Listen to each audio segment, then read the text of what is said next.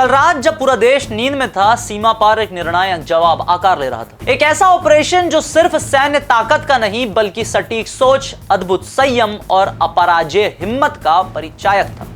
Operation सिंदूर आतंक के खिलाफ भारत की सबसे सटीक और साहसिक कार्यवाही, लेकिन इस पूरे मिशन की नींव रखी गई थी उन आंखों से जिन्होंने खतरे को पहले देखा, उस दिमाग से जिसने आतंक के ठिकानों की परतें खोली और उस दिल से जो हर मासूम के लिए धड़क रहा था।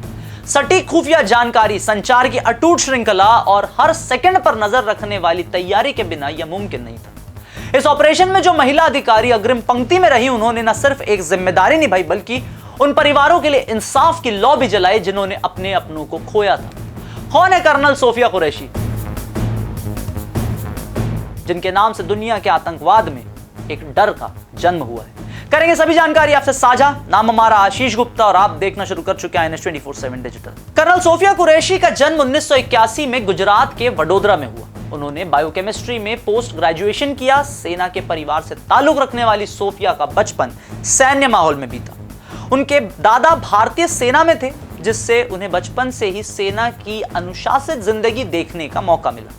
वडोदरा में पली बड़ी सोफिया ने स्कूल और कॉलेज में हमेशा बेहतर प्रदर्शन किया। उनके परिवार में देशभक्ति की भावना गहरी थी, जिसने उनके व्यक्तित्व को आकार दिया। कम उम्र में ही उन्होंने सेना में जाने का सपना देखना शुरू कर दिया। यह सपना उनकी मेहनत और लगन से हकीकत भी बना। सोफिया को सेना में शामिल होने की प्रेरणा अपने दादा और सैन्य पृष्ठभूमि से मिली। 1999 में मात्र 17 साल की उम्र में उन्होंने ऑफिसर्स ट्रेनिंग एकेडमी चेन्नई से शॉर्ट सर्विस कमीशन लिया और भारतीय सेना के सिग्नल कॉर्प्स में शामिल हुई। 2016 में उन्होंने पुणे में एक्सरसाइज फोर्स 18 में 40 सदस्यीय भारतीय दल का नेतृत्व किया, जो भारत का सबसे बड़ा बहुराष्ट्रीय सैन्य अभ्यास था। वो 18 देशों के बीच में इकलौती महिला कमांडर थी जो कि भारत का नेतृत्व कर रही थी।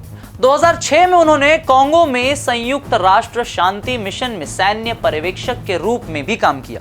ऑपरेशन पराक्रम और पूर्वोत्तर में बाढ़ राहत कार्यों के लिए उन्हें सम्मानित भी किया गया। उनके नेतृत्व क्षमता और समर्पण ने उन्हें सेना में एक प्रेरणा बनाया। ऑपरेशन सिंदूर 6-7 मई 2025 की रात को पाकिस्तान और पीओके में आतंकी संगठनों पर सटीक हमले का कोड नेम है, जो पहलगाम आतंकी हमले जो कि 22 अप्रैल 2025 को हुआ था उसका जवाब था।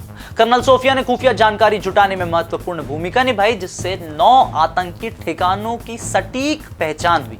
उनके सिग्नल कॉर्प्स की विशेषज्ञता ने संचार और समन्वय को मजबूत किया और स्ट्राइक की मदद से आतंकी संगठन के ठिकानों को ध्वस्त किया। भारतीय सेना की एक महत्वपूर्ण शाखा है जिसका नाम है सिग्नल कॉर्प्स, जो कि सैन्य संचार यानी मिलिट्री कम्युनिकेशन के लिए जिम्मेदार होती है। इसे लड़ाकू सहायता शाखा के रूप में भी जाना जाता है। सिग्नल कॉर्प्स रेडियो, टेलीफोन और दूसरे कम्युनिकेशन के उपकरणों का उपयोग करके सेना की यूनिट्स के लिए कम्युनिकेशन का एक नेटवर्क बनाते हैं। यह सुनिश्चित करता है, ये जो डिपार्टमेंट है ये सुनिश्चित करता है कि सेना के संदेश सुरक्षित रहें और उन दुश्मन द्वारा डिकोड ना किया जा सके या सुना ना जा सके। यह एक तरह का सिक्योर्ड कम्युनिकेशन है जिसे इंटेलिजेंस और इंफॉर्मेशन मिलिट्री की प्लानिंग को एग्जीक्यूट करने का सक्सेस रेट जो है वो बढ़ा दिया जाता है, बढ़ जाता है। 7 मई को कर्नल सोफिया कुरैशी ने विंग कमांडर व्योमिका सिंह के साथ प्रेस ब्रीफिंग में ऑपरेशन की पूरी जानकारी दी, जिसमें हमले की सटीकता और भारत की संयमित रणनीति को बताया। उनकी प्रेस ब्रीफिंग ने देश को आश्वस्त किया और नारी शक्ति को भी रेखांकित किया।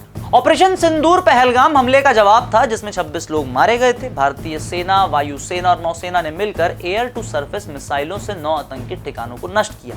यह ऑपरेशन बीती रात 1:05 से 1:30 बजे तक चला, जिसमें जैश ए मोहम्मद और लश्कर ए तैयबा जैसे संगठनों के ठिकानों को निशाना बनाया गया। सोफिया की ब्रीफिंग में साफ किया गया कि कोई भी पाकिस्तानी सैन्य सुविधा निशाना नहीं थी, जिससे भारत की गैर आक्रामक नीति भी सबके सामने आई। इस ऑपरेशन ने भारत के आतंकवाद के खिलाफ जीरो टॉलरेंस नीति यानी जीरो टॉलरेंस पॉलिसी जो है उसको भी दुनिया के सामने अब स्पष्ट कर दिया है।